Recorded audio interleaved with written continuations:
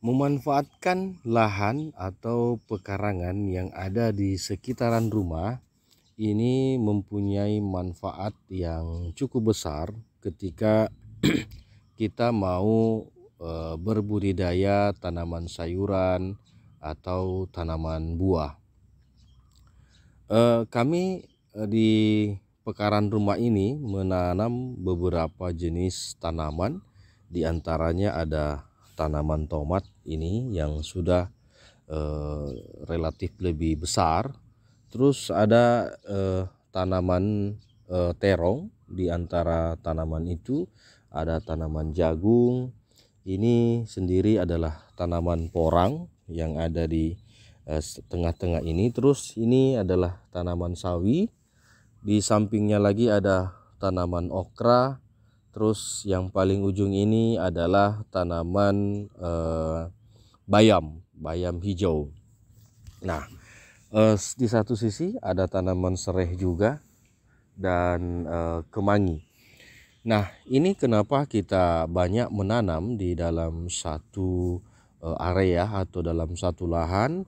Tujuannya agar kebutuhan sehari-hari kita itu bisa atau dapat kita penuhi sendiri tanpa harus membeli dari pasar. Kita juga ada menanam cabai, menanam labu, menanam kangkung, menanam pepaya, menanam jagung, dan ada beberapa jenis tanaman yang lain yang kita budidayakan dalam satu lokasi. Nah, ini paling penting adalah bagaimana menjaga sterilisasi atau higienisnya dari tanaman yang kita konsumsi setiap harinya. Karena kita tahu dan kita paham bahwa bertani dengan cara organik itu lebih sehat untuk kita konsumsi dibanding dengan kita membeli produk-produk dari pasar atau dari petani yang kita sendiri tidak tahu atau tidak mampu menjamin kualitas ataupun kesehatannya. Karena apa? Karena pada sekarang ini kita tidak mampu mengontrol besar atau seintens apa dia menggunakan bahan pestisida. Oleh karena itu teman-teman, kami berharap bahwa saat ini teman-teman mau dan sudi untuk melakukan tanaman atau melakukan penanaman di sekitaran area rumah atau di sekitar pekarangan kantor atau dimanapun yang sekiranya lahan itu tidak termanfaatkan.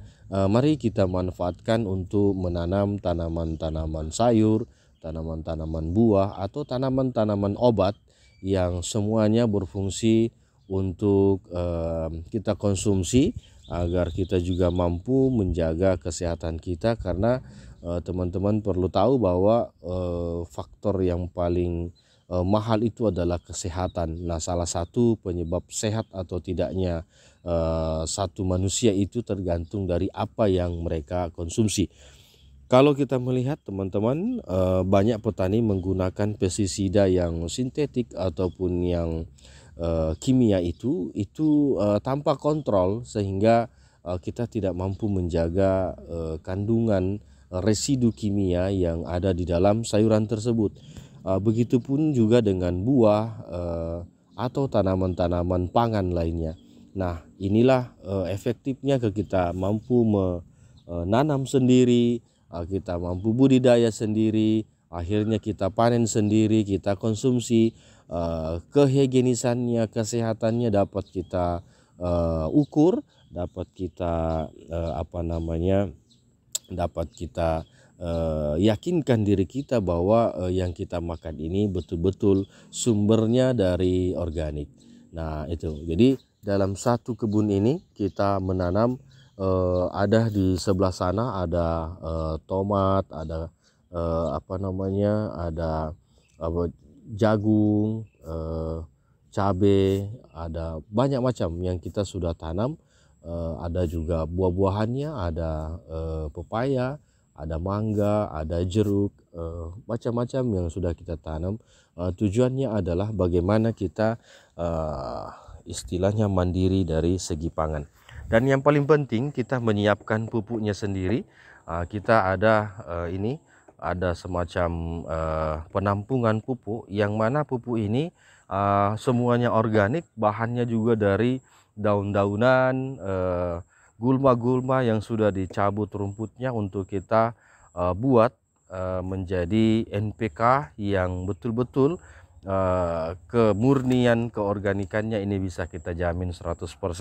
Oleh karenanya dengan pupuk ini kita juga yakin bahwa tanaman yang kita tanam juga subur, ditambah dengan kita menanam refugia juga, ada bunga matahari kita tanam juga di sela tanaman-tanaman sayur kita. Tujuannya apa? Agar parasitoidnya itu ditambah dengan predator-predator ini dapat hidup dengan damai di dalam satu lingkup lahan ini, akhirnya tidak merusak tanaman kita.